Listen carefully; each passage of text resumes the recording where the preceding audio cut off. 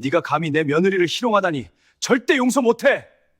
강태준의 분노는 마치 화산 폭발 직전의 마그마처럼 뜨겁고 위험했다. 60년이라는 세월 동안 수많은 비즈니스 전쟁터를 누비며 온갖 배신과 음모를 겪어왔던 그였다. 거대 기업을 일군 냉철한 경영자로서 감정을 드러내는 것은 약점이라 여기며 살아왔다. 하지만 지금 이 순간만큼은 달랐다. 태준의 심장은 격렬하게 고동치고 있었다. 오른손 주먹은 너무 세게 쥐어져 손톱이 손바닥에 파고들 정도였지만 그는 그 통증조차 느끼지 못했다. 그의 시선 끝에는 비열한 미소를 지으며 며느리 윤서진의 어깨를 움켜쥔 중년 남자가 있었다. 박종철. 이 건물의 주인이자 지금 막 용서받을 수 없는 선을 넘은 인간. 어떻게 감히. 태준의 머릿속에서는 수많은 생각들이 번개처럼 스쳐 지나갔다. 저 인간을 당장 끌어내서 응징하고 싶은 원초적인 분노. 며느리가 얼마나 무서웠을지에 대한 안타까움. 그리고 자신이 조금만 더 일찍 관심을 가졌더라면 이런 일을 막을 수 있었을지도 모른다는 자책감. 하지만 이 이야기는 이 격렬한 순간에서 시작되기보다는 조금 더 전으로 거슬러 올라가야 한다. 평범한 아침에서 한 남자의 작은 결심에서 시작된 이야기를. 2025년 12월 어느 화요일 아침. 서울 중구에 위치한 대한그룹 본사 건물 최상층 회장실. 강태준은 거대한 유리창 너머로 펼쳐진 서울 시내를 내려다보고 있었다. 겨울 아침 햇살이 빌딩 숲 사이로 비스듬히 들어와 은은하게 비추었다. 60세. 그는 이제 환갑을 넘긴 나이였지만 여전히 꼿꼿한 자세와 날카로운 눈빛은 젊은 시절의 카리스마를 고스란히 간직하고 있었다. 회장님, 오늘 오전 일정 말씀드리겠습니다. 김영수 비서실장이 조심스럽게 문을 열고 들어왔다. 40대 중반의 그는 15년째 태준을 보좌해온 충직한 부하였다. 9시에 경영진 회의가 있으시고 10시에는 신규 사업 관련 보고 12시에는 한성은행장과의 오찬 약속이. 김비서. 태준이 김비서의 말을 부드럽게 끊었다. 오늘 오후 일정 전부 취소할 수 있나? 김비서의 눈이 커졌다. 그가 태준을 보좌한 15년 동안 회장이 개인적인 이유로 일정을 취소한 적은 손에 꼽을 정도였다. 회장님, 혹시 어디 편찮으신 곳이라도? 아니야. 건강은 괜찮아. 태준이 처음으로 창문에서 시선을 돌려 김비서를 바라보았다. 그의 눈가에는 평소와 다른 부드러운 빛이 어려 있었다. 오늘 며느리 카페에 가보려고. 아, 도련님 부인분께서 운영하시는. 김비서의 얼굴에 이해의 미소가 번졌다. 성북동에 있는 마음 한 잔 카페 말씀이시군요. 그래. 오픈한 지가 벌써 3개월이 됐더구만. 나도 한번 가봐야지 싶었는데 자꾸 미루다 보니 이제야. 태준의 목소리에는 미묘한 후회가 섞여 있었다. 태준은 다시 창밖을 바라보며 생각에 잠겼다. 윤서진. 나의 며느리. 아들 강민준과 결혼한 지 3년째 되는 여자. 30세의 젊고 아름다운 여성이지만 태준이 그녀에 대해 아는 것은 놀라울 정도로 적었다. 내가 너무 무관심했던 건가? 태준은 솔직히 인정할 수밖에 없었다. 그는 며느리를 한 명의 독립적인 인간으로 보기보다는 그저 아들의 아내로만 여겨왔다. 가족 모임에서 조용히 앉아있는 그녀. 어른들이 말할 때 고개를 끄덕이며 경청하는 그녀. 항상 적절한 미소를 지으며 예의 바르게 행동하는 그녀. 하지만 그것이 진짜 윤서진의 모습일까? 그녀도 꿈이 있고 욕망이 있고 두려움이 있는 한 인간 아닐까? 태준이 처음으로 며느리에게 진정한 관심을 갖게 된 것은 석 달 전이었다. 가족 모임에서 서진이 처음으로 자신의 의견을 분명하게 밝혔던 그날. 말씀드릴 게 있습니다. 평소와 달리 서진의 목소리에는 떨림과 동시에 결연함이 담겨 있었다. 모든 가족들의 시선이 그녀에게 집중되었다. 저 카페를 하나 열고 싶습니다. 그 순간의 정적을 태준은 아직도 생생하게 기억했다. 며느리의 떨리는 손, 긴장으로 창백해진 얼굴, 하지만 흔들리지 않는 눈빛. 카페를? 태준의 아내 한지영이 먼저 반응했다. 서진아, 갑자기 왜 그런 생각을? 어머님, 갑자기가 아닙니다. 서진이 말을 이었다. 그녀의 목소리는 점점 더 안정을 찾아가고 있었다. 저는 저는 결혼 전부터 바리스타의 꿈을 가지고 있었습니다. 대학교 때 카페에서 아르바이트하면서 커피의 매력에 빠졌고 언젠가는 제 카페를 갖고 싶다는 꿈을 꿔왔습니다. 하지만 넌 이제 강가의 며느리야. 굳이 일을 하지 않아도. 어머님. 서진이 정중하지만 단호하게 말을 이었다. 저는 강가의 며느리이기 이전에 저 자신이고 싶습니다. 제 손으로 무언가를 만들고 사람들에게 기쁨을 주고 제 존재의 의미를 찾고 싶습니다. 그때 태준이 입을 열었다. 얼마나 필요하지? 모두가 놀라 태준을 바라보았다. 아버님? 자본금 말이야. 카페 하나 차리려면 얼마나 필요한가? 아, 아버님. 제가 스스로 마련하려고. 됐어. 내가 투자하지. 태준의 말에 식탁은 다시 한번 정적에 휩싸였다. 하지만 조건이 있어. 네, 아버님. 말씀하십시오. 성공해야 해. 내 투자를 헛되게 만들지 마. 태준은 그렇게 말했지만 사실 그의 마음속에는 다른 생각이 있었다. 이 아이가 자기 자신을 찾고 싶어 하는구나. 강가의 며느리라는 틀에 갇히고 싶지 않은 거야. 그 순간 태준은 젊은 시절의 자신을 보았다. 아버지가 물려준 중견 기업을 대기업으로 키우기 위해 고군분투했던 시절. 모두가 강 회장의 아들이라고만 부를 때 자신만의 정체성을 증명하고 싶었던 그 열망. 서진이도 같은 마음일 거야. 출발 준비. 회장님? 김비서의 목소리가 태준을 현실로 돌아오게 했다. 아, 미안. 잠깐 딴 생각을. 오후 일정 취소하시겠다고 하셨는데 그럼 성북동으로 차량 준비해 드릴까요? 그래, 부탁하네. 아, 그리고 김비서. 네, 회장님. 경호원은 대동하지 않을 거야. 그냥 평범한 손님처럼 가고 싶어. 김비서는 잠시 망설였다. 대한그룹 회장이 경호 없이 단독으로 외출하는 것은 보안상 문제가 될 수 있었다. 하지만 회장님 만약의 상황을. 괜찮아. 며느리 카페에 가는데 무슨 경호가 필요하겠어. 그리고 말이야. 태준이 잠시 말을 멈췄다가 이어갔다. 며느리를 놀라게 하고 싶지 않아. 시아버지가 경호원 대동하고 나타나면 얼마나 부담스럽겠어. 그냥 일반 손님처럼 조용히 가서 커피 한 잔 마시고 오려고. 김비서의 얼굴에 미소가 번졌다. 알겠습니다, 회장님. 그럼 평상복 차림으로 가시는 게 좋겠네요. 그렇지. 내 옷장에 캐주얼한 옷 있나? 제가 준비해 드리겠습니다. 태준은 고개를 끄덕이며 다시 창밖을 바라보았다. 그의 가슴 한편에는 묘한 설렘이 일고 있었다. 며느리가 만든 커피. 어떤 맛일까? 같은 날 새벽 5시. 성북동의 작은 골목. 윤서진은 카페 앞에 도착해 문을 열었다. 12월의 차가운 새벽 공기가 그녀의 뺨을 스쳤다. 하지만 그녀는 추위를 느낄 겨를도 없이 재빠르게 안으로 들어가 불을 켰다. 오늘도 화이팅! 서진은 스스로에게 외치며 앞치마를 둘렀다. 거울에 비친 자신의 모습을 보며 짧은 미소를 지었다. 30세의 젊은 여성.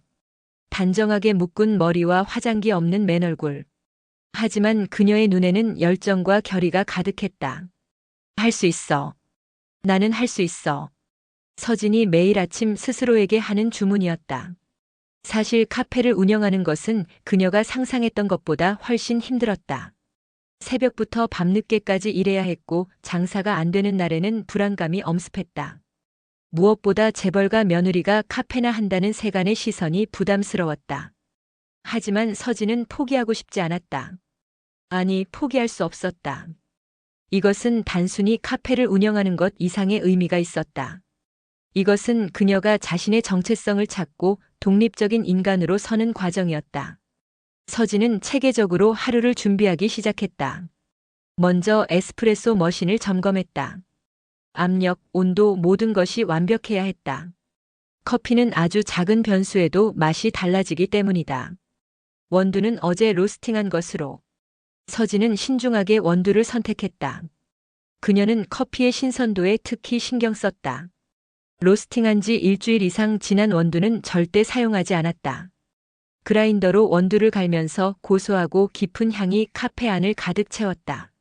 서진은 이 순간을 가장 좋아했다. 원두가 갈리는 소리, 커피의 향, 그리고 하루를 시작하는 이 고요한 시간. 다음으로 빵을 준비했다.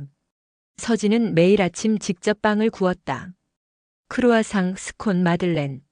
모두 그녀가 직접 만든 레시피였다. 오늘은 크루아상이 잘 부풀었네. 오븐에서 갓 나온 크루아상의 황금빛 겉면을 보며 서진은 만족스러운 미소를 지었다. 베이킹은 정확한 과학이었다. 재료의 비율, 온도, 시간 모든 것이 완벽하게 맞아떨어져야 했다. 마지막으로 가게 앞을 깨끗이 청소했다. 낙엽을 쓸고 창문을 닫고 간판도 깨끗이 닦았다. 마음 한 잔이라는 손글씨 간판. 서진이 직접 쓴 것이었다. 첫 손님들. 오전 8시 서진은 카페 문을 열었다. 좋은 아침입니다. 그녀의 밝은 목소리가 골목에 울려 퍼졌다. 얼마 지나지 않아 첫 손님이 들어왔다. 60대 정도의 노신사였다. 이 동네에서 30년째 살고 있는 단골 손님이었다. 사장님, 오늘도 화나시네요. 김 사장님, 어서 오세요. 오늘 날씨 춥죠? 그러게 말이에요. 올겨울은 유난히 추운 것 같아요. 따뜻한 아메리카노 드릴게요. 잠시만 기다리세요. 서진은 정성스럽게 커피를 내렸다. 에스프레소를 추출하고 적절한 온도의 물을 부었다. 그리고 컵을 손님에게 전달하며 환하게 웃었다. 조심히 드세요. 뜨거우니까요. 고맙습니다, 사장님. 사장님 커피는 항상 맛있어요. 에이, 과찬이세요. 하지만 서진의 마음속에서는 작은 자부심이 피어올랐다. 손님이 자신의 커피를 좋아한다는 것. 그것만으로도 충분히 보람찼다. 오전 시간 동안 단골 손님들이 하나둘 들어왔다. 근처 회사에 다니는 직장인들, 이 동네 주민들, 그리고 입소문을 듣고 찾아온 새로운 손님들. 사장님, 어제 먹었던 그 스콘 하나 더 주세요. 오늘 빵 정말 맛있게 나왔어요. 금방 갓 구웠거든요.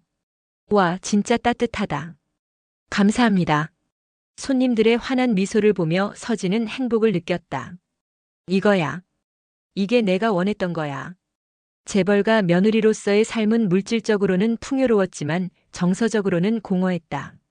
항상 누군가의 시선을 의식해야 했고 말 한마디 행동 하나하나가 강가의 며느리로서 적절한지 고민해야 했다. 하지만 여기 이 작은 카페에서는 달랐다. 서진은 그저 마음 한 잔 카페의 사장님이었다. 손님들은 그녀가 누구의 며느리인지 어떤 집안 출신인지 신경 쓰지 않았다. 그들은 단지 맛있는 커피와 따뜻한 미소를 원했고 서진은 그것을 제공했다. 오전 11시쯤 서진의 휴대폰이 울렸다. 남편 강민준이었다. 여보, 나야. 오빠, 지금 회사야? 응. 잠깐 쉬는 시간이라 전화했어. 오늘 장사 잘 돼? 민준의 목소리는 언제나 따뜻했다. 서진은 그의 목소리만 들어도 마음이 편안해졌다. 응, 오늘 손님 많아. 아침부터 계속 바빴어. 우리 서진이 최고야. 나도 오늘 일 끝나고 들를게. 저녁 같이 먹자. 그래, 오빠. 열심히 일하고. 응, 서진이도. 사랑해. 나도 사랑해. 전화를 끊고 서진은 잠시 멍하니 휴대폰을 바라보았다. 그녀의 얼굴에는 행복한 미소가 가득했다. 강민준. 그녀의 남편이자 가장 큰 지지자. 재벌 2세로 태어났지만 가업을 잇는 대신 자신의 꿈인 건축가의 길을 선택한 남자. 그렇기에 그는 서진의 마음을 누구보다 잘 이해했다. 서진이 카페를 열겠다고 했을 때 많은 사람들이 반대했다. 시댁 어른들은 재벌가 며느리가 무슨 카페냐며 고개를 저었고 서진의 친구들조차 그냥 편하게 살면 되는데 왜 굳이 고생을 사서 하느냐고 물었다. 하지만 민주는 달랐다. 서진아, 해. 내가 하고 싶은 거 해. 하지만 오빠, 시댁에서 싫어하실 텐데. 상관없어. 이건 우리 삶이야. 내 삶이고 내 삶이고 우리 둘의 삶이지 다른 사람들의 삶이 아니야. 민주는 서진의 손을 꼭 잡으며 말했다. 나는 내가 행복했으면 좋겠어. 내가 웃으면서 사는 게 나한테는 제일 중요해. 돈이 문제면 내가 도와줄게. 오빠. 아니, 도와준다는 표현도 이상하네. 우린 부부잖아. 함께하는 거지 뭐. 그 순간 서진은 자신이 정말 옳은 사람과 결혼했다는 것을 다시 한번 깨달았다. 하지만 모든 것이 완벽한 것은 아니었다. 점심시간이 지나고 오후가 되자 카페는 한산해졌다. 서진은 카운터에 앉아 매출 장부를 정리하면서 깊은 한숨을 내쉬었다. 이번 달도 빠듯하네. 카페를 운영한다는 것은 생각보다 비용이 많이 들었다. 월세, 재료비, 전기세, 세금 등. 서진은 모든 것을 혼자 감당하고 있었다. 시아버지 강태준이 초기 자본금을 대줬지만 서진은 그것을 최소한으로만 사용했다. 나머지는 자신이 모아둔 돈과 민준이 도와준 돈으로 충당했다. 서진은 가능한 한 스스로의 힘으로 카페를 운영하고 싶었다. 다음 달 월세는 낼 수 있을까? 불안감이 밀려왔다. 서진은 고개를 저으며 그 생각을 떨쳐냈다. 아니야, 할 수 있어. 손님들이 점점 늘고 있잖아. 조금만 더 버티면 안정될 거야. 하지만 서진이 아직 몰랐던 것이 하나 있었다. 바로 이 건물의 주인 박종철이라는 남자의 존재. 그리고 그가 곧 그녀의 삶에 드리울 어두운 그림자가 되었다. 오후 2시 30분. 서진은 테이블을 닦으며 카페 안을 정리하고 있었다. 점심시간이 지나고 손님이 없는 이 시간은 그녀에게 유일한 휴식 시간이었다. 잠깐 앉아서 커피나 한 잔 마셔야겠다. 서진은 자신을 위해 라떼를 만들었다. 부드러운 우유 거품 위에 하트 모양을 그렸다. 라떼 아트는 그녀의 특기였다. 따뜻한 라떼를 한 모금 마시는 순간 카페 문이 열렸다. 땡그랑. 출입문에 달린 종이 경쾌한 소리를 냈다. 서진은 반사적으로 미소를 지으며 일어났다. 어서 오세요. 하지만 그녀의 미소는 곧 굳어졌다. 들어온 남자는 50대 초반으로 보였다. 값비싼 명품 정장을 입고 있었지만 어딘가 어울리지 않았다. 마치 빌려 입은 옷 같은. 배가 불룩 나온 체형에 기름기가 번들거리는 얼굴. 그리고 무엇보다 불쾌한 것은 그의 눈빛이었다. 남자의 시선은 카페 내부를 훑어보다가 서진에게 멈췄다. 그리고 천천히 마치 상품을 평가하듯 서진의 전신을 훑어보았다. 서진의 등골에 소름이 돋았다. 이 사람, 누구지? 남자는 카페 안을 천천히 둘러보며 혀를 찼다. 쯧쯧. 인테리어는 그럭저럭하네. 이 정도면 월세값은 하는 건가? 그제야 서진은 이 남자가 누구인지 깨달았다. 건물주 박종철. 아, 건물주님이시군요. 안녕하세요. 서진은 최대한 공손하게 인사했다. 건물주와의 관계는 중요했다. 특히 개인 사업자에게는 더욱 그랬다. 사장님, 그동안 잘 지냈어요? 박종철은 능글맞은 미소를 지으며 다가왔다. 그의 시선은 여전히 서진에게 고정되어 있었다. 네, 덕분에 잘 지내고 있습니다. 커피 한 잔 드릴까요? 그래요, 좋지. 아메리카노로. 서진은 재빨리 카운터 뒤로 돌아가 커피를 내리기 시작했다.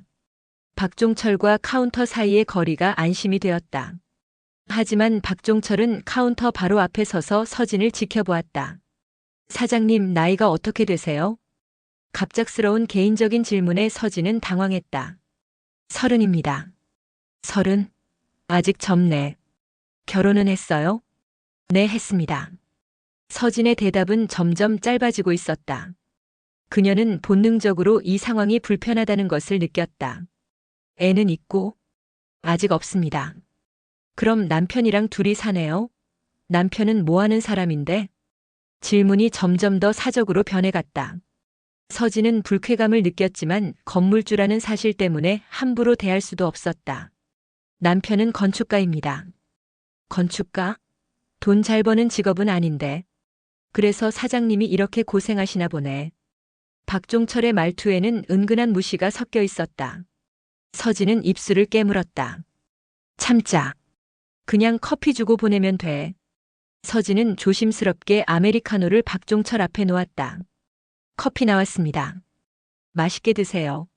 고맙습니다. 박종철은 커피를 한 모금 마셨다. 그리고 고개를 끄덕였다. 맛있네. 사장님 실력 좋은데? 감사합니다. 그런데 말이에요. 박종철이 갑자기 목소리를 낮췄다. 사장님 장사는 잘 되는 편이에요? 다행히 단골 손님들이 생겨서 괜찮은 편입니다.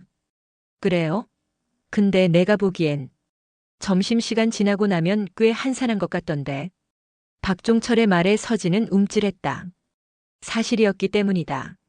오후 시간대는 원래 좀 한산한 편입니다. 하지만 저녁에는 또. 사장님. 박종철이 서진의 말을 끊었다. 솔직히 말해봐요. 월세 내기 빠듯하죠? 서진은 대답하지 않았다. 하지만 그녀의 표정이 모든 것을 말해주었다. 그럴 줄 알았어. 요즘 같은 경기에 카페 운영하기 쉽지 않죠. 특히 젊은 여자 혼자서는. 저는 잘 관리하고 있습니다. 서진이 단호하게 말했다. 그래요, 그렇겠죠. 하지만 말이에요. 박종철이 한 걸음 더 다가왔다. 서진은 본능적으로 뒤로 물러섰다. 건물주로서 말인데 세입자가 안정적이지 못하면 저도 걱정이 돼요. 혹시 월세 못 낼까봐. 제가 지금까지 월세 한 번이라도 연체한 적 있습니까? 아직까지는 없죠. 하지만 앞으로는 어떻게 될지. 박종철의 말투에는 은근한 협박이 섞여 있었다. 그래서 말인데 우리 한번 저녁 식사라도 하면서 얘기할까요? 건물주와 세입자가 친하게 지내는 것도 나쁘지 않잖아요. 죄송하지만 그럴 수 없습니다. 서진이 분명하게 거절했다. 저는 기혼이고 남편이 있습니다. 그리고 업무 외의 만남은 하지 않습니다. 아이고, 너무 딱딱하게 굴지 마세요. 박종철이 능글맞게 웃었다. 그냥 비즈니스 미팅이라고 생각하면 되잖아요. 요즘은 다들 그렇게 네트워킹하는 거예요. 사장님도 알죠? 임대차 계약 갱신 시기가 다가오면 건물주랑 친하게 지내는 게 나쁠 거 없잖아요. 서진의 얼굴이 창백해졌다. 이 사람이 진짜로. 서진의 머릿속은 복잡해졌다. 어떡하지? 이런 상황은 처음이야. 그녀는 지금까지 살면서 이런 노골적인 희롱을 당한 적이 없었다. 학교에서도 회사에서도 심지어 결혼 후에도. 재벌가 며느리라는 타이틀이 어느 정도 방패막이가 되어주었기 때문이다. 하지만 지금은 달랐다. 박종철은 서진이 누구의 며느리인지 몰랐다. 그는 단지 젊고 예쁜 그리고 자신이 권력을 행사할 수 있는 세입자만 보았다. 건물주님. 서진이 최대한 침착한 목소리로 말했다. 저는 정말로 그런 만남을 가질 수 없습니다. 양해 부탁드립니다. 양해. 박종철의 얼굴에서 능글맞은 미소가 사라졌다. 사장님, 여기가 누구 건물인지 알아요? 내가 원하면 언제든지 계약 해지할 수 있다는 거 알고 있죠? 노골적인 협박이었다. 서진의 온몸에 소름이 돋았다. 그건 부당한 계약 해지는 법적으로. 법? 법 이야기하시네. 박종철이 비웃었다. 법대로 하려면 할 수 있죠. 하지만 사장님, 법적 분쟁 들어가면 시간도 오래 걸리고 비용도 엄청나게 들어가요. 그동안 이 카페는 어떻게 할 건데? 서진은 대답할 수 없었다. 박종철의 말이 맞았다. 법적 분쟁은 시간과 비용이 많이 들었다. 그리고 그동안 카페 운영은 사실상 불가능했다. 그러니까 말이에요. 박종철이 다시 한 걸음 더 다가왔다. 우리 좋게 좋게 지내자고요. 내가 뭐 잡아먹으려는 것도 아니고 그냥 밥 한 끼 먹자는 건데. 왜 이렇게 거부하는 거예요? 제발. 서진의 목소리가 떨렸다. 제발 그만하시고 돌아가 주세요. 아니, 왜 이래요? 내가 뭐 잘못했어요? 박종철은 오히려 억울한 척 연기를 했다. 건물주가 세입자 걱정되어서 이렇게 찾아온 건데 왜 이렇게 차갑게 대해요? 바로 그 순간 박종철이 갑자기 카운터를 넘어섰다. 잠깐 뭐 하시는 거예요? 서진이 놀라 소리쳤다. 내가 뭐. 박종철의 손이 서진의 어깨를 움켜쥐었다. 놓으세요. 당장 손 치우세요. 서진이 필사적으로 그의 손을 뿌리치려 했다. 하지만 박종철은 오히려 더 강하게 붙잡았다. 아, 진짜. 왜 이래요? 이쁘장하게 생겨서는 성격은 왜 이렇게 까칠해? 제발 놓으라고요. 서진의 눈에 눈물이 맺혔다. 공포와 분노 그리고 무력감이 한꺼번에 밀려왔다. 누가 좀 도와줬으면. 서진의 머릿속은 혼란스러웠다. 소리를 지를까? 하지만 이 골목은 한산했다. 주변에 사람이 있을지도 의문이었다. 경찰을 부를까? 하지만 휴대폰은 카운터 반대편에 있었다. 사장님, 제발 좀 좋게 얘기해요. 내가 나쁜 사람도 아니고. 박종철의 얼굴이 점점 더 가까이 다가왔다. 그의 입에서는 술 냄새와 담배 냄새가 섞인 역겨운 냄새가 났다. 서진은 눈을 질끈 감았다. 싫어. 싫어. 바로 그 순간. 쾅. 카페 문이 거칠게 열렸다. 그 손 당장 치우지 못해. 낮은 목소리였지만 그 안에는 형언할 수 없는 분노와 위압감이 담겨 있었다.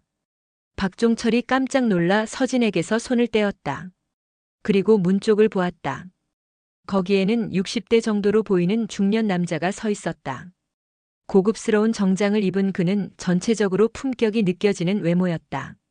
하지만 지금 그의 얼굴은 얼음처럼 차갑게 굳어 있었다. 서진도 놀란 눈으로 그를 바라보았다. 아, 아버님. 강태준이었다. 서진의 시아버지이자 대한그룹의 회장. 서진아, 괜찮니? 태준의 목소리는 며느리를 향할 때는 부드러웠다. 하지만 그의 시선이 박종철을 향하자 공기가 얼어붙는 것 같았다. 당신이 누군데 여기 갑자기 들어와서. 박종철이 당황한 목소리로 말했다. 아, 혹시 사장님 아버지? 아니면 시아버지? 박종철은 곧 자신이 건물주라는 사실을 떠올리며 다시 건방진 태도를 취했다. 어쨌든 간에 여기는 내 건물이요. 내가 내 건물에서 세입자랑 얘기하는데 당신이 무슨 상관이요? 태주는 대꾸하지 않았다. 그저 천천히 위협적으로 박종철에게 다가갔다. 박종철은 본능적으로 한 걸음 뒤로 물러섰다. 태준의 눈빛이 너무 차가웠기 때문이다. 뭐야? 왜 이래? 내가 뭘 봤는지 알아? 태준이 차갑게 물었다. 당신이 내 며느리의 어깨를 붙잡고 협박하고 희롱하는 모습을 내 두 눈으로 똑똑히 봤어. 며느리? 그게 무슨? 박종철의 얼굴이 창백해졌다. 뭔가 심상치 않은 분위기였다. 아버님. 서진이 떨리는 목소리로 말했다. 사실은. 서진아, 괜찮아.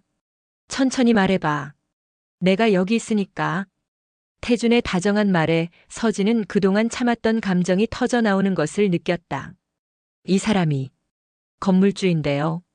오늘 처음 이렇게 온 게 아니에요. 뭐? 태준의 눈빛이 더욱 차가워졌다.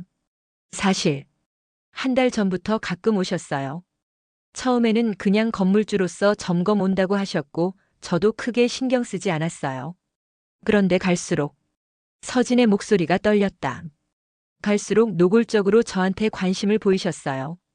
식사하자, 차 마시자 자꾸 그런 제안을 하셨어요. 처음에는 정중하게 거절했는데 오늘은 계약갱신 문제를 들먹이며 협박했어요. 그리고 제 어깨를. 서진은 더 이상 말을 잇지 못하고 고개를 떨어뜨렸다. 태준의 주먹이 부들부들 떨렸다. 그는 60년을 살면서 이렇게까지 분노를 느낀 적이 없었다. 한 달 동안 내 며느리가 이런 일을 당했다고.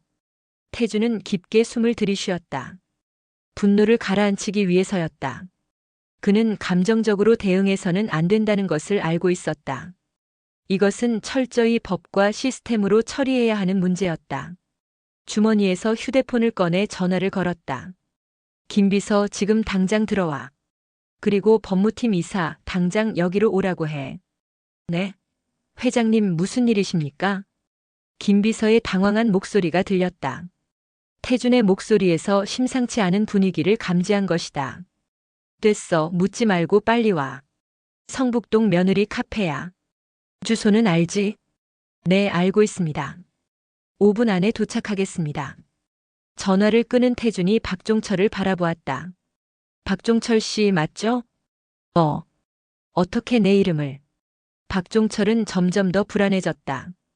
이 남자 보통 사람이 아니었다. 당신이 소유한 건물이 여기 포함해서 총 3채. 전부 대출로 산 거고 한성은행에서 빌린 돈이 약 58억, 농협에서 42억. 총 100억 정도의 부채가 있죠? 박종철의 입이 떡 벌어졌다. 당신 대체 뭐 하는 사람이야? 어떻게 그런 걸? 그리고 5년 전에도 비슷한 전과가 있더군요.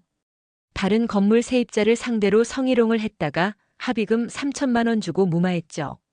박종철의 얼굴이 사색이 되었다. 네. 태준은 차갑게 미소 지었다. 난 대한그룹 회장 강태준이야. 뭐라고요? 박종철은 귀를 의심했다. 대한그룹? 제게 서열 5위 안에 드는 그 대한그룹? 거짓말. 거짓말인지 아닌지는 곧 알게 될 거야. 바로 그때 카페 문이 열리며 김영수 비서가 들어왔다. 그는 상황을 재빠르게 파악했다. 회장님. 김 비서는 태준에게 다가가 작게 인사한 후 박종철을 날카롭게 쳐다보았다. 이 사람이 문제이. 그래. 이 사람 박종철. 조사 좀 해봐. 과거 전과 기록, 소유 재산, 부채 현황, 그리고 현재 다른 세입자들과의 관계. 전부 다. 알겠습니다, 회장님. 김 비서는 즉시 휴대폰을 꺼내 몇 군데로 전화를 걸기 시작했다. 박종철은 그제야 사태의 심각성을 깨달았다. 이런. 제가 몰라 봬서. 정말 죄송합니다. 그는 벌떡 일어나 90도로 허리를 숙였다. 제가 정말 잘못했습니다. 제발 용서해 주십시오. 몰라봐서? 태준이 비웃었다. 내가 누군지 알았으면 안 그랬을 거란 얘기야? 그럼 다른 약자들한테는 이렇게 해도 된다는 거야? 아니. 그게 아니라. 나한테는 빌고 내 며느리한테는 한 달 동안 괴롭혀놓고 협박하고 오늘은 심지어 신체 접촉까지 했지. 태준의 목소리는 점점 더 낮아졌고 그만큼 더 위협적이었다. 당신 같은 인간들 때문에 얼마나 많은 사람들이 고통받는지 알아? 10분 후 법무팀 이사인 이철민이 도착했다. 50대 초반의 그는 대한그룹의 모든 법적 분쟁을 총괄하는 베테랑 변호사였다. 회장님, 조금 늦었는데 죄송합니다. 괜찮아. 이리 와봐. 태준은 이 이사를 옆으로 불러 상황을 설명했다. 이 이사의 얼굴은 점점 더 굳어졌다. 이건 명백한 성희롱이고 직권남용입니다. 형사고소 가능합니다. 그렇게 하지. 지금 바로 고소장 준비해. 알겠습니다. 그리고 회장님, CCTV 영상 확보가 중요합니다. 이 이사가 서진을 향해 정중하게 물었다. 사장님, 이 카페에 CCTV가 있습니까? 네. 있습니다. 서진이 조심스럽게 대답했다. 저기 천장에 2대 있어요. 카운터 쪽이랑 홀 쪽. 완벽합니다. 그럼 오늘 영상 바로 복사해서 증거로 확보하겠습니다. 박종철의 얼굴은 이제 완전히 하얗게 질려 있었다. 제발 살려주세요.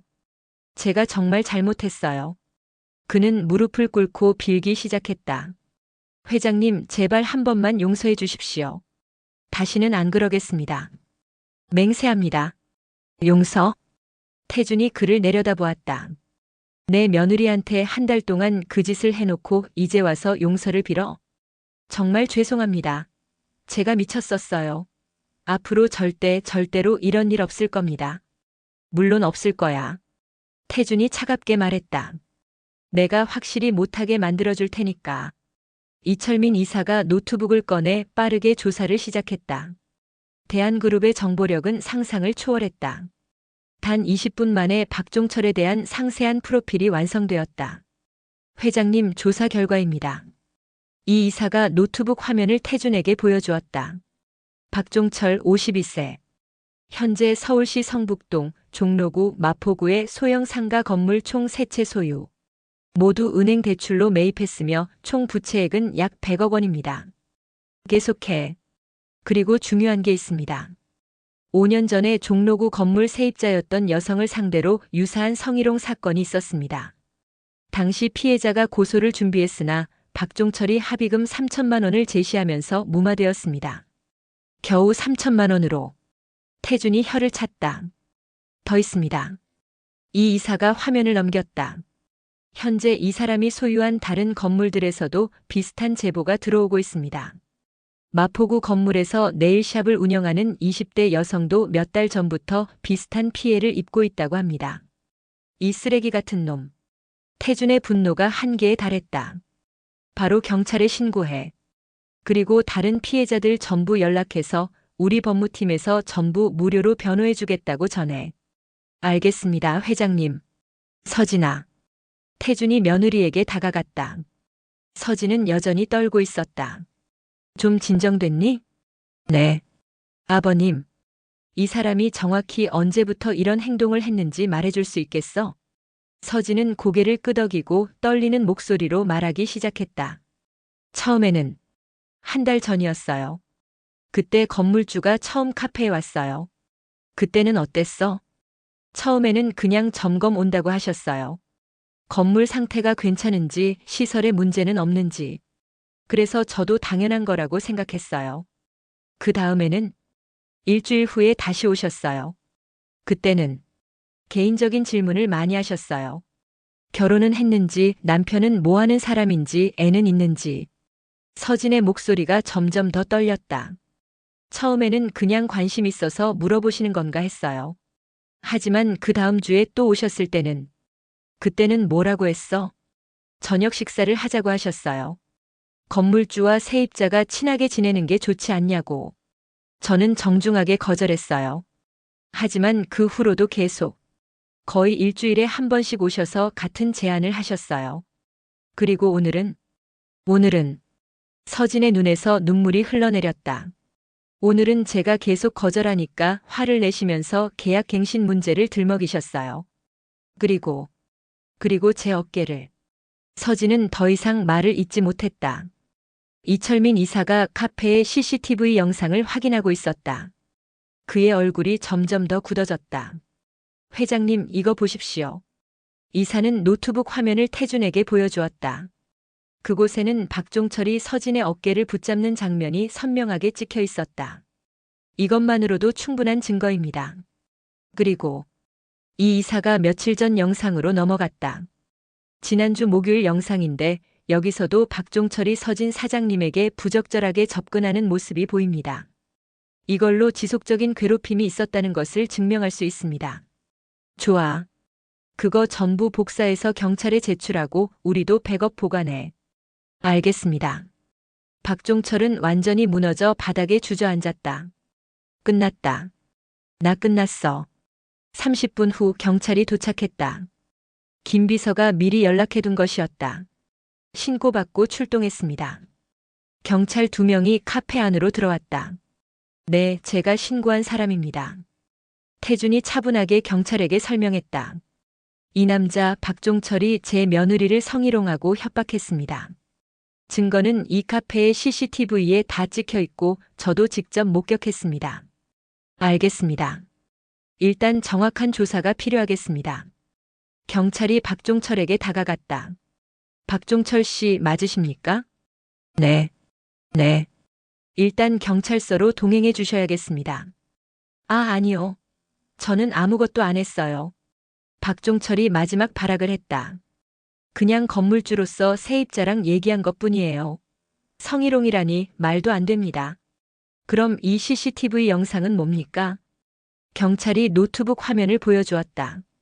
박종철이 서진의 어깨를 붙잡는 장면이 선명하게 보였다. 박종철은 할 말을 잃었다. 그건 그냥 실수로 다른 사람의 어깨를 붙잡습니까?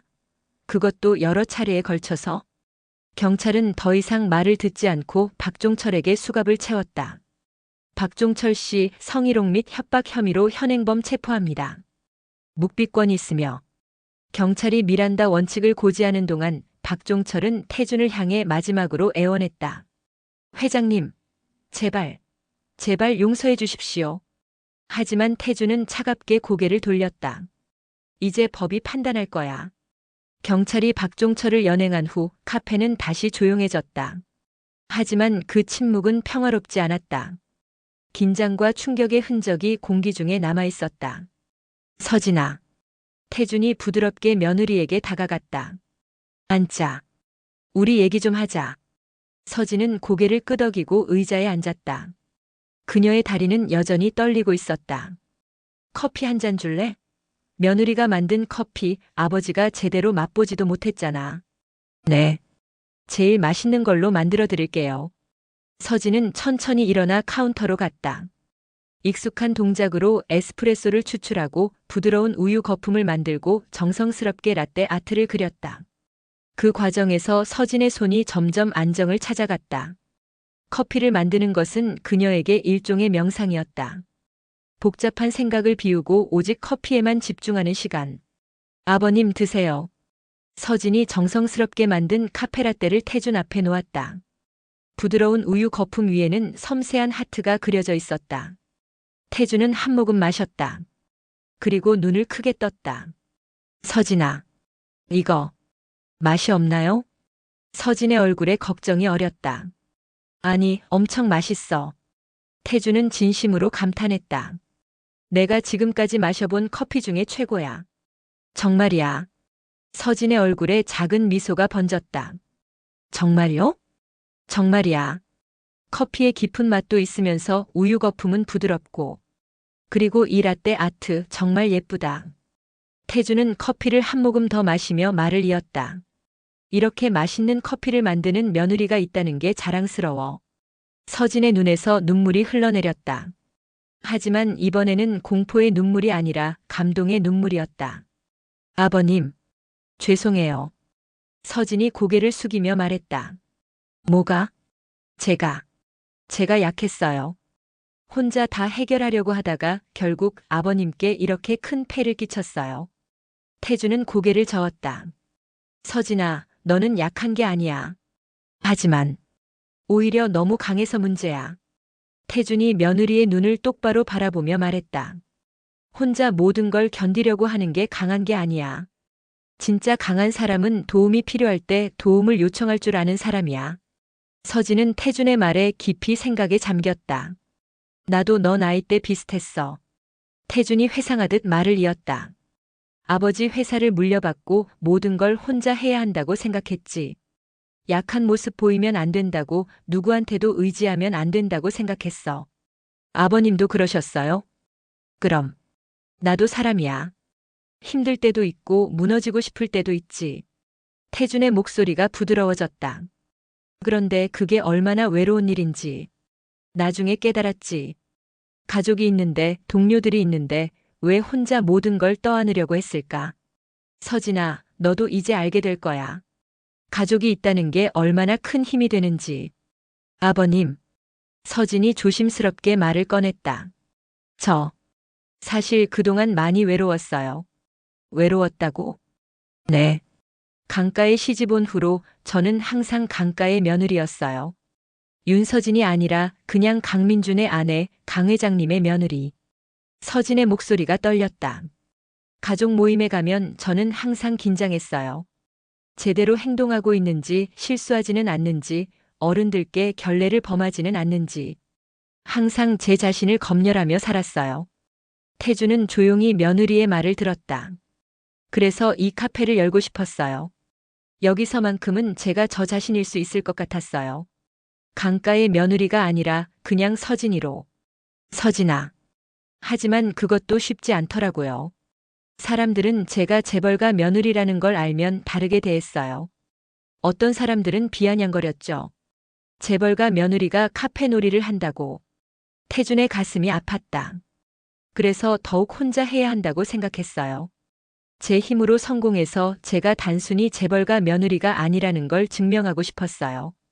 서진아. 태준이 며느리의 손을 잡았다. 너는 이미 충분히 증명했어. 이 카페를 보면 알 수 있어. 손님들이 얼마나 많은지, 단골들이 얼마나 좋아하는지. 감사합니다, 아버님. 그리고 말이야. 태준이 진지하게 말을 이었다. 나도 미안해. 그동안 너를 한 명의 독립적인 인간으로 보지 못했어. 그저 며느리로만 봤지, 꿈과 열정이 있는 한 사람의 여성으로 보지 못했어. 아버님, 앞으로는 달라질 거야. 너는 우리 가족이야. 며느리이기도 하지만 내 딸이나 다름없어. 서진의 눈에서 또다시 눈물이 흘렀다. 하지만 이번에는 행복의 눈물이었다. 아버님, 그런데. 서진이 걱정스러운 표정으로 물었다. 이 카페 계속 할 수 있을까요? 건물주가 저 사람이었는데. 걱정 마. 태준이 자신 있게 말했다. 박종철 그 인간 곧 건물을 처분해야 할 거야.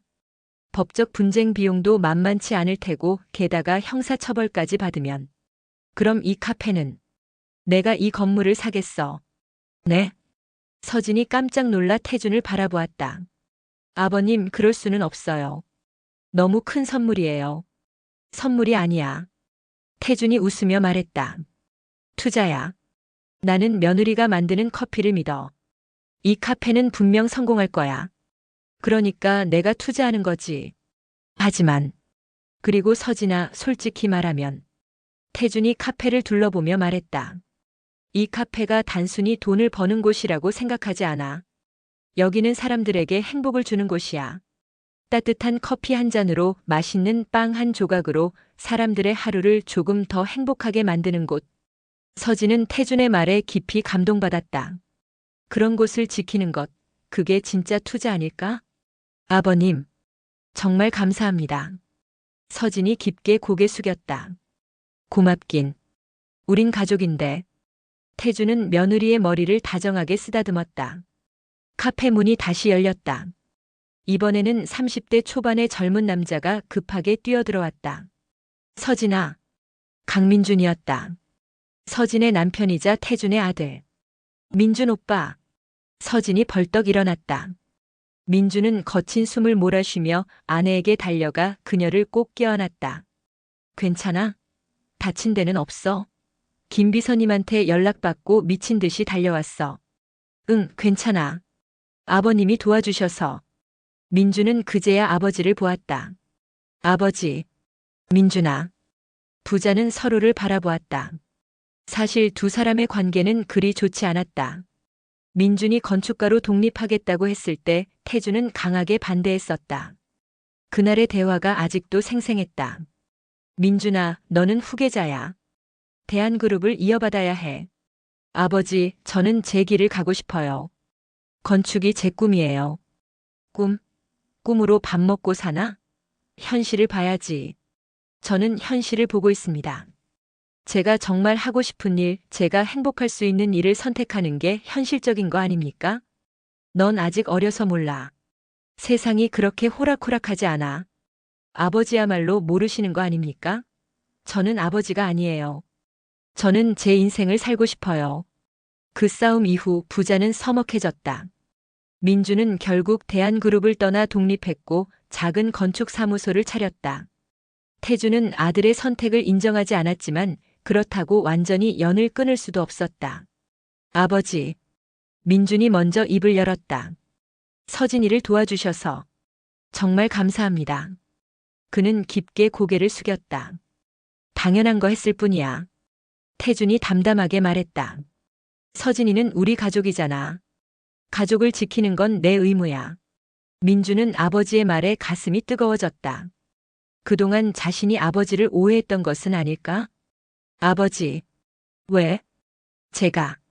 제가 오해했던 것 같아요. 민준이 조심스럽게 말을 이었다. 저는 아버지가 저를 회사 후계자로만 봤다고 생각했어요. 제 꿈이나 행복은 중요하지 않고 그저 대한그룹을 이어갈 도구로만 생각한다고. 태주는 조용히 아들의 말을 들었다. 하지만 오늘 서진이를 위해 아버지가 하신 행동을 보니까 민준의 목소리가 떨렸다. 아버지도 가족을 사랑하시는구나 하는 걸 깨달았어요. 민준아. 태준이 무거운 입을 열었다. 나도 미안하다.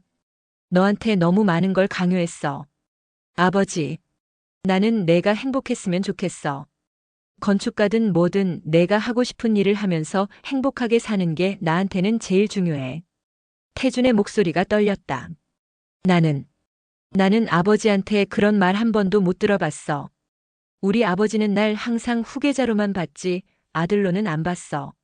민주는 처음 듣는 아버지의 고백에 충격을 받았다. 그래서 나도 모르게 너한테 똑같이 했던 것 같아. 강가를 이어받아야 한다. 재벌의 의무가 있다.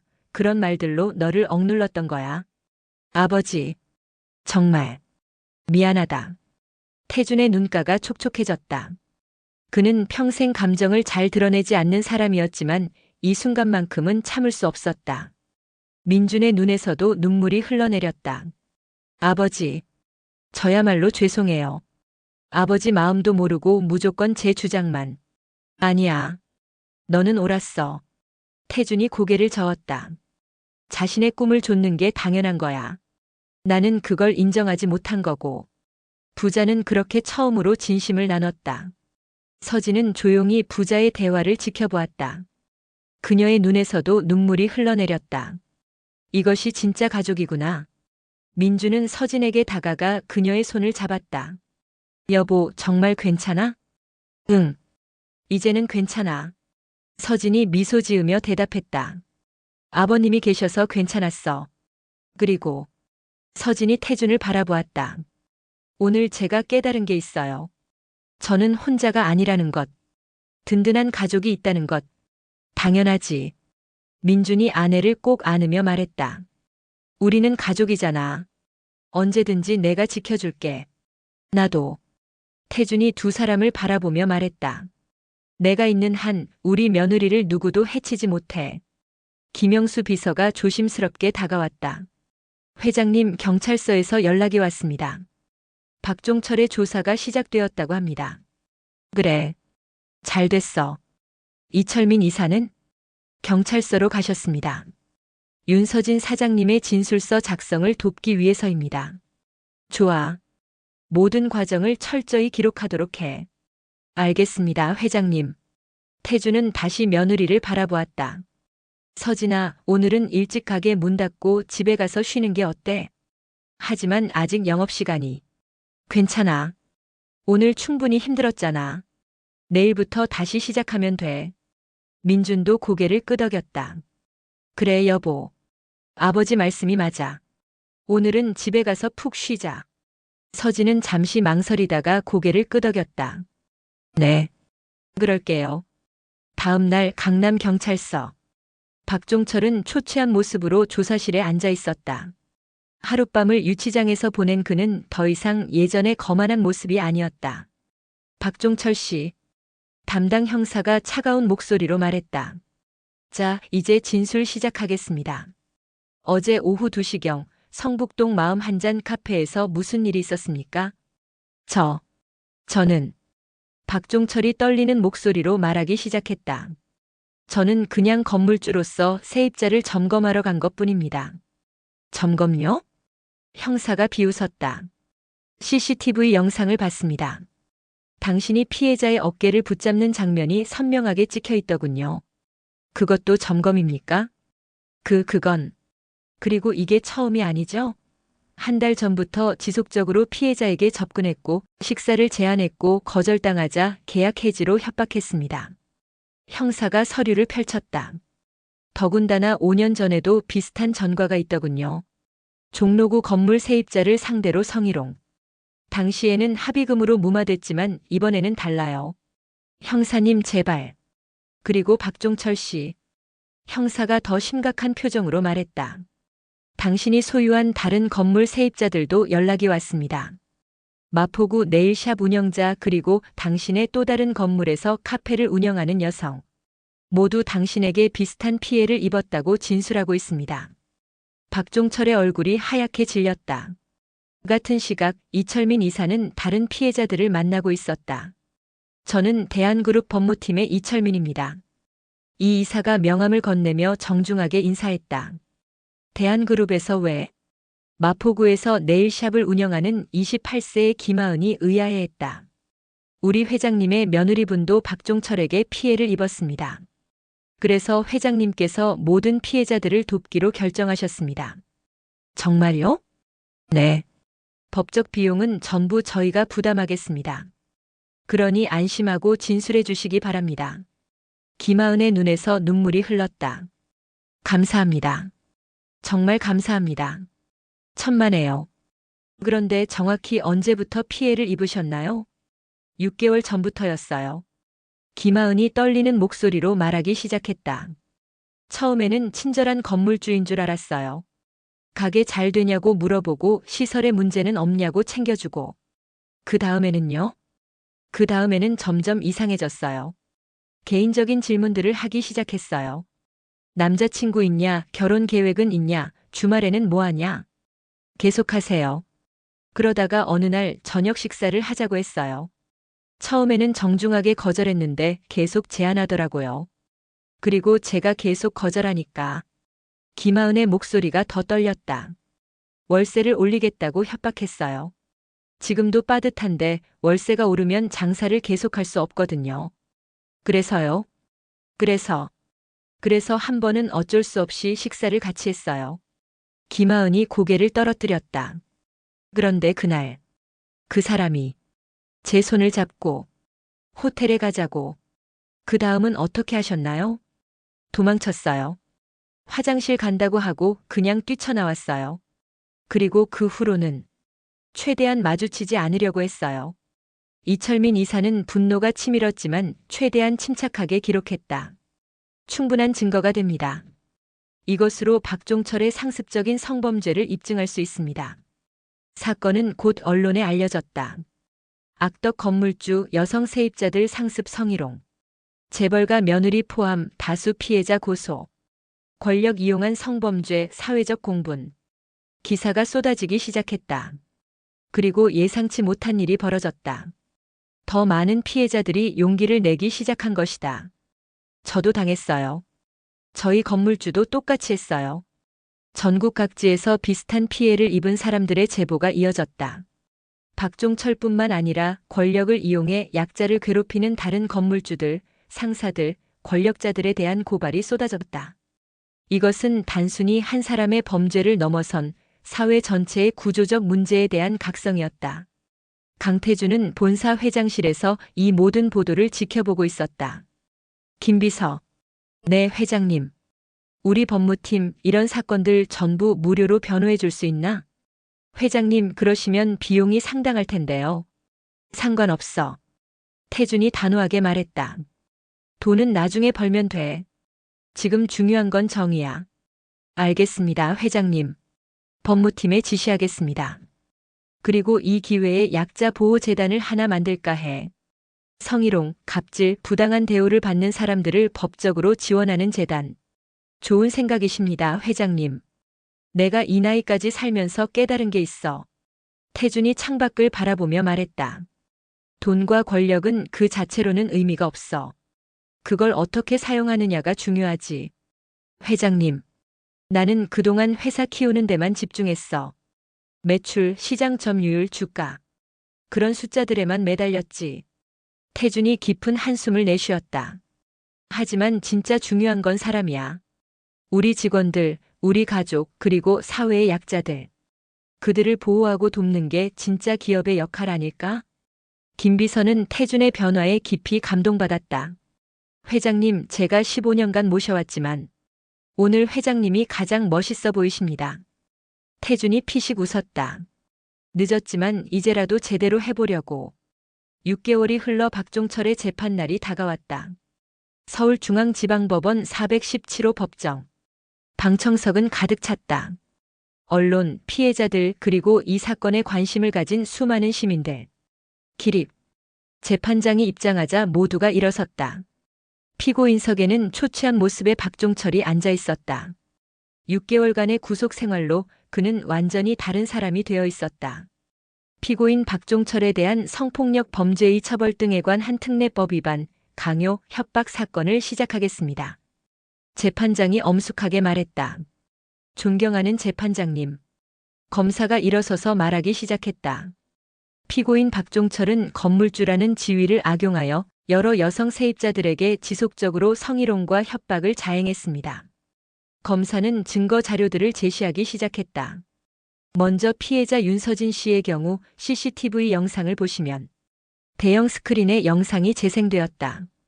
박종철이 서진의 어깨를 붙잡는 장면, 협박하는 장면이 선명하게 보였다. 방청석에서 탄식 소리가 흘러나왔다.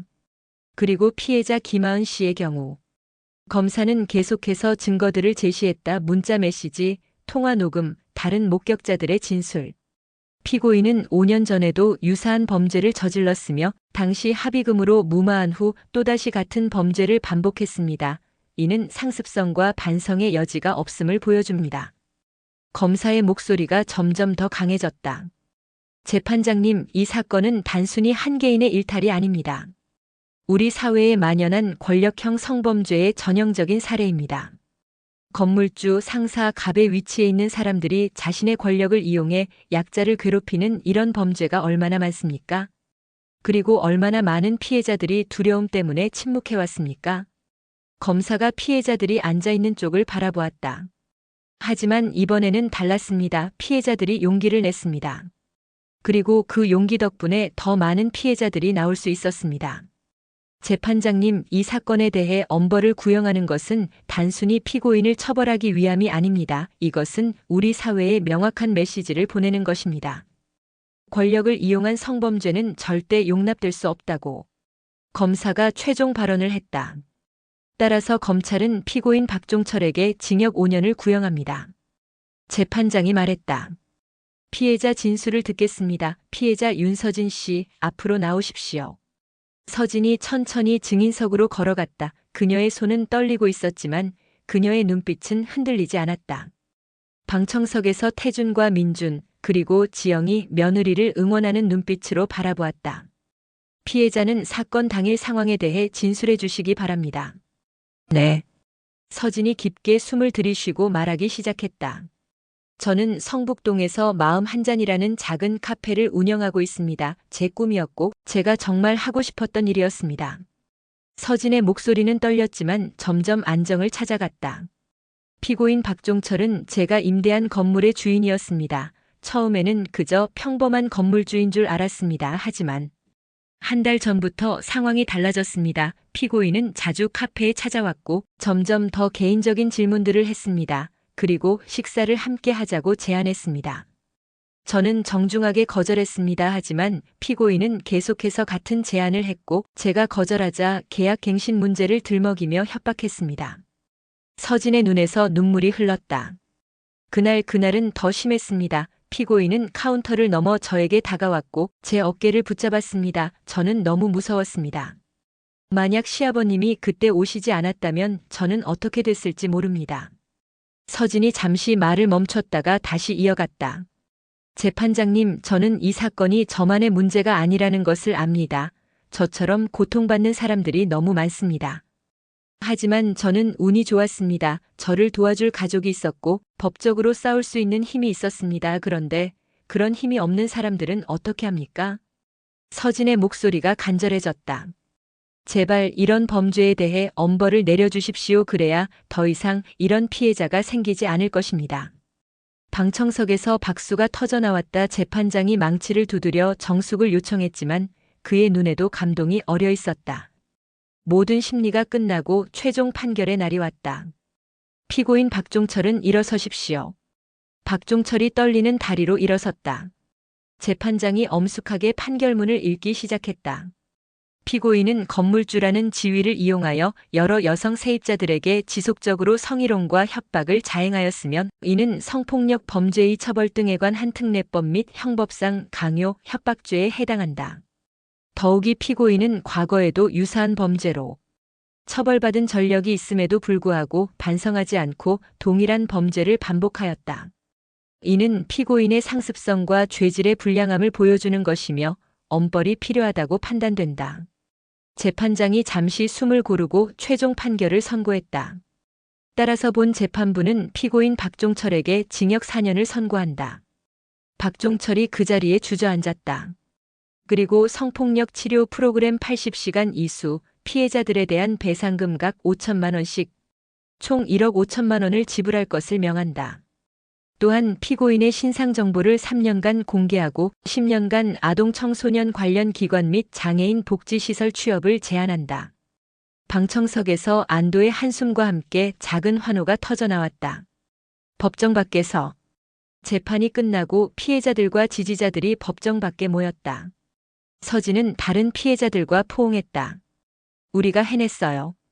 김하은이 울면서 말했다. 우리가 이겼어요. 네, 우리가 이겼어요.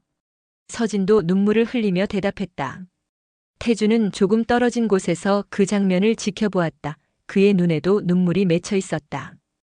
회장님, 정말 잘하셨습니다. 이철민 이사가 옆에서 말했다. 이 판결은 단순히 한 사건의 종결이 아닙니다. 이것은 우리 사회가 한 걸음 나아간 것입니다. 그래. 태준이 고개를 끄덕였다.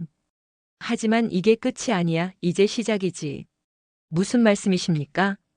약자 보호 재단 말이야. 본격적으로 시작해야지. 서진이처럼 용기 내고 싶지만 두려워하는 사람들이 너무 많아. 옳으신 말씀입니다. 민준이 아버지에게 다가왔다. 아버지, 정말 감사합니다. 뭐가? 서진이를 도와주시고 정의를 실현해 주셔서요. 당연한 거 했을 뿐이야. 태준이 아들의 어깨를 두드렸다. 그리고 민준아, 너도 자랑스러워. 좋은 아내를 만났고 그녀를 잘 지키고 있어. 감사합니다, 아버지.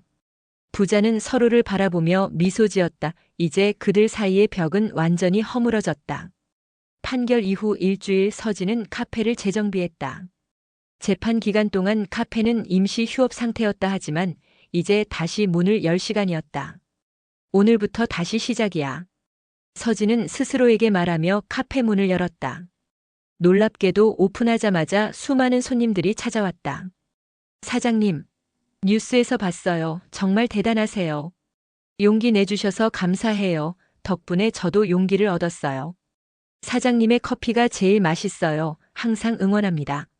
손님들의 따뜻한 말들에 서진의 눈에서 눈물이 흘렀다. 감사합니다. 정말 감사합니다. 이날 매출은 평소의 3배였다 하지만 서진에게 더 소중한 것은 사람들의 지지와 응원이었다. 며칠 후 태준은 약속대로 카페 건물을 인수했다. 박종철의 재산은 모두 경매에 넘어갔고 태준은 정당한 가격에 건물을 매입했다. 서진아, 이거. 태준이 며느리에게 서류 봉투를 건넸다. 뭐예요, 아버님? 건물 등기부등본이야. 이 건물 이제 내 거야. 네? 아버님, 이게 무슨? 내가 샀다가 너한테 증여하는 거야. 이제 너는 세입자가 아니라 건물주야. 서진은 믿을 수 없다는 표정으로 서류를 펼쳤다. 정말로 건물의 소유주가 자신의 이름으로 되어 있었다. 아버님, 이건 너무 큰 선물이에요. 선물이 아니야. 태준이 며느리의 손을 잡으며 말했다. 이건 내가 받아야 할 당연한 거야. 내가 혼자 힘으로 여기까지 왔잖아. 나는 그저 내가 더 안전하게 일할 수 있도록 도와주는 것뿐이야. 하지만, 그리고 서진아, 솔직히 말하면, 태준이 카페를 둘러보며 말했다. 이 카페, 이 공간이 정말 특별해. 여기는 단순히 커피를 파는 곳이 아니야. 사람들에게 위로를 주고 행복을 주는 곳이야. 서진은 태준의 말에 깊이 공감했다. 그런 곳을 지키는 것, 그게 진짜 투자지. 돈으로 환산할 수 없는 가치가 있는 거야. 아버님, 정말 감사합니다. 서진이 깊게 절을 했다. 약자 보호 재단의 설립. 한 달 후 대한그룹은 희망과 정의 재단을 공식 출범시켰다.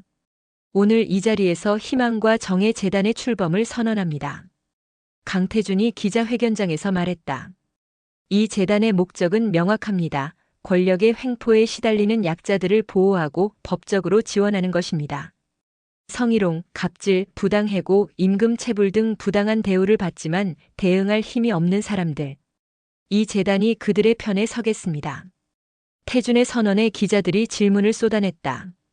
회장님, 재단의 구체적인 지원 방식은 무엇입니까? 먼저 법률 자문과 소송 비용을 전액 지원합니다. 돈이 없어서 정의를 포기해야 하는 일이 없도록 하겠습니다. 또 다른 지원은 있습니까?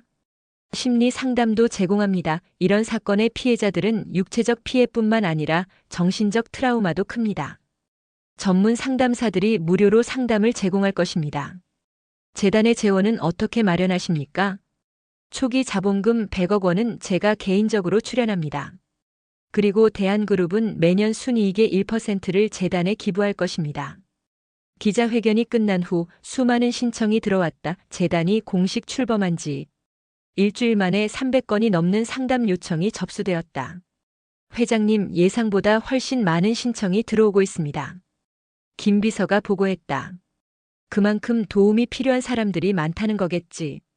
태준이 서류를 넘기며 말했다. 인력을 더 충원해. 그리고 변호사팀도 확대하고. 알겠습니다, 회장님. 서진의 이야기는 여러 언론에 소개되었고 한 방송국에서 특집 인터뷰를 요청했다. 용기의 아이콘 특집으로 인터뷰를 하고 싶습니다. 서진은 고민했지만 결국 수락했다. 자신의 이야기가 다른 사람들에게 용기를 줄 수 있다면 그것으로 충분하다고 생각했다. 윤서진 씨, 처음 피해를 당했을 때 어떤 기분이었나요? 카메라 앞에서 인터뷰어가 물었다. 처음에는 정말 무서웠어요. 서진이 솔직하게 대답했다. 건물주라는 권력 앞에서 저는 너무 약한 존재 같았어요. 제가 뭘 할 수 있을까? 제가 저항하면 카페를 잃게 되는 게 아닐까? 그런 두려움이 컸어요. 그럼 어떻게 용기를 낼 수 있었나요? 시아버님이 계셨기 때문이에요. 서진의 목소리가 떨렸다.